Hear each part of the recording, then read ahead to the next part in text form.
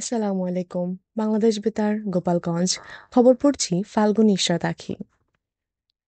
সাম্য ও সমতায় দেশ গড়বে সমবায়, এই প্রতিপাদ্যে গোপালগঞ্জে পালিত হয়েছে ৫৪তম জাতীয় সমবায় দিবস।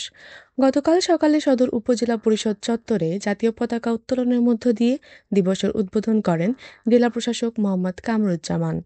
পরে সেখান থেকে একটি বর্ণাঢ্য র্যালি বের হয়ে বিভিন্ন সড়ক প্রদক্ষিণ করে একই স্থানে গিয়ে শেষ হয়।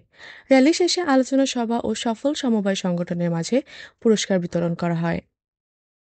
এদিকে নানা কর্মসূচির মধ্য দিয়ে গতকাল ফরিদপুরে ৫৪তম জাতীয় সমবায় দিবস পালিত হয়েছে। এ উপলক্ষে গতকাল সকাল ১১টায় জেলা প্রশাসকের কার্যালয়ের সামনে থেকে একটি র্যালি বের হয়ে শহরের গুরুত্বপূর্ণ সড়ক প্রদক্ষিণ করে একই স্থানে গিয়ে শেষ হয়। সেখানে জাতীয় সঙ্গীত, জাতীয় পতাকা ও সমবায় পতাকা উত্তোলনের মধ্য দিয়ে দিবসের উদ্বোধন করা হয়। পরে জেলা প্রশাসকের কার্যালয়ে দিবসের তাৎপর্য তুলে ধরে আলোচনা সভা অনুষ্ঠিত হয়। জেলা প্রশাসক মোহাম্মদ কামরুল হাসান মোল্লা এতে প্রধান অতিথি হিসেবে উপস্থিত ছিলেন।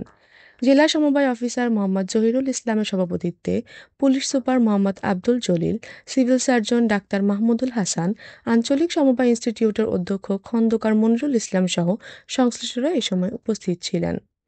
সভা শেষে শ্রেষ্ঠ ৫ জন সমবায়ের হাতে সম্মাননা স্মারক তুলে দেওয়া হয়।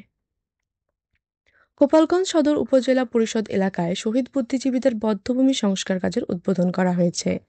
গতকাল সকালে ফলক উন্মোচনের মধ্য দিয়ে সংস্কার কাজের উদ্বোধন করেন জেলা প্রশাসক মোহাম্মদ কামরুজ্জামান।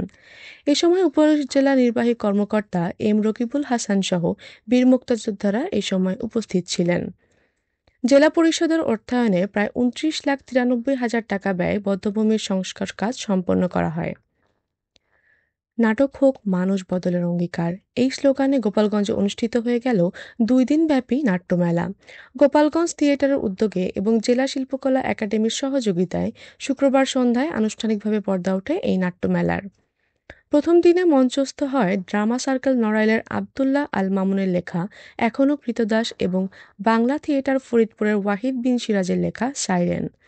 গতকাল শেষ দিনে মঞ্চায়িত হয় পল্লীকবি জসিমউদ্দিনের নকশিকাঁথার মাঠ অবলম্বনে নির্মিত নাটক রূপাই সাজুর প্রেম বিরহ এবং দুঃখিত এবং নৃত্যবিতান দিনাজপুরের পরিবেশনায় ও ময়মনসিংহ গীতিকার অবলম্বনে গীতিনাট্য মহুয়া।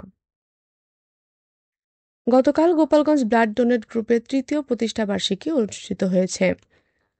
এ উপলক্ষে বিকেলে গোপালগঞ্জ জেলা স্টেডিয়াম মাঠে আয়োজিত অনুষ্ঠানে কেক কাটা, আলোচনা সভা ও দুস্থ শিশুদের মাঝে খাবার বিতরণ করা হয়। অনুষ্ঠানে যমুনা টেলিভিশনের সিনিয়র রিপোর্টার মোজাম্মেল হোসেন মুন্না প্রধান অতিথি হিসেবে উপস্থিত ছিলেন। এ সময় তিনি দুস্থ ছেলেমেয়ে ও সংগঠনের সদস্যদের নিয়ে কেক কাটেন এবং তাদের হাতে খাবার তুলে দেন।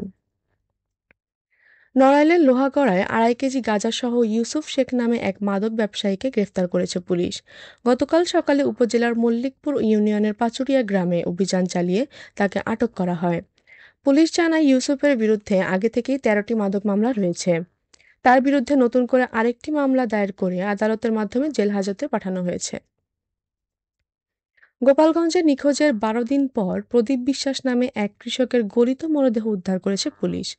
গতকাল দুপুরে সদর উপজেলার সুর গ্রামের ডালিম ভিটা বিলে কচুরিপানার নিচ থেকে মরদেহটি উদ্ধার করা হয়। পুলিশ ও পরিবার জানায়, কালীপূজার আগের দিন রাতে বাড়ি থেকে বেরিয়ে যাওয়ার পর আর ফেরেননি তিনি। দুপুরে খবর পেয়ে পুলিশ ঘটনাস্থলে গিয়ে মরদেহটি উদ্ধার করে ময়নাতদন্তের জন্য গোপালগঞ্জ ২৫০ শয্যা বিশিষ্ট জেনারেল হাসপাতালের মর্গে পাঠায়। এ বিষয়ে আইনগত প্রক্রিয়া চলমান রয়েছে। সবশেষে আবহাওয়া।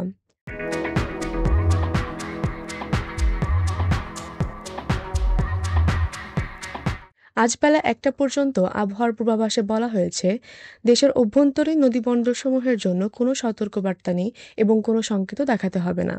খবর শেষ হলো। আমাদের পরবর্তী খবর প্রচারিত হবে সকাল ১০টা ৩০ মিনিটে বাংলায়।